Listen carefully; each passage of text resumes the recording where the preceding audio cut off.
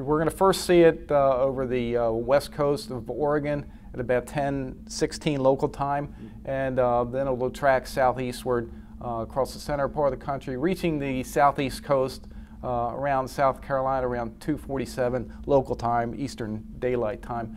And what this shows here, the dashed lines here, or the solid line here, shows the path of totality. That's where the moon completely will block the sun. You see a little bit more cloud cover developing across the Rockies and especially across the plains.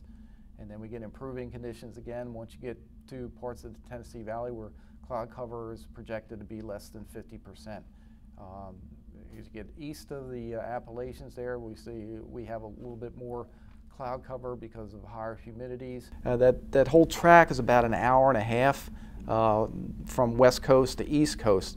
And the actual projected time of totality, that's when the moon completely blocks the sun, is about upwards to 2 to 2.5 minutes in some spots. So the totality, that's where it starts, and then pull it away. Thank you. Okay.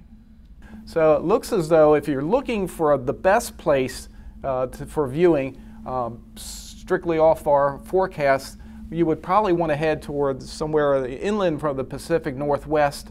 The other area would possibly be in the Tennessee Valley. Now, across the Pacific Northwest, there are some issues with ongoing wildfires. So you need to keep up with the local weather service forecast to see what impacts those local fires may have. But otherwise, it looks fairly dry there. It's where you got colder cloud tops, where you have those colder cloud tops.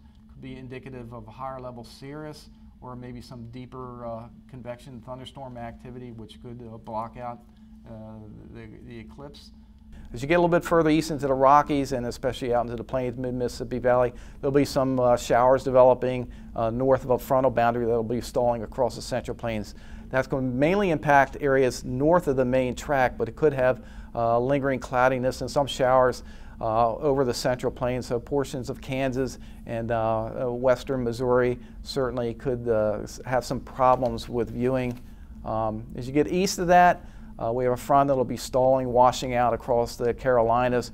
Going to leave a lot of humidity, a lot of moisture in that area, so could be a lot of clouds developing during the late morning, afternoon. That could also impact viewing. Can you point at it? Okay. Areas in South Carolina look like could see a little bit more cloud cover, perhaps shower activity. The temperatures actually will drop considerably during the eclipse. Could be in the Pacific Northwest, you'll have a bigger impact because the air is drier. But even in the southeast, where you even have, it's a little bit more humid, it's kind of like having the same effects you have at sunset, where the temperature will drop also, except it's midday, so the temperatures could drop 3, 4, 5, 6 degrees during the totality.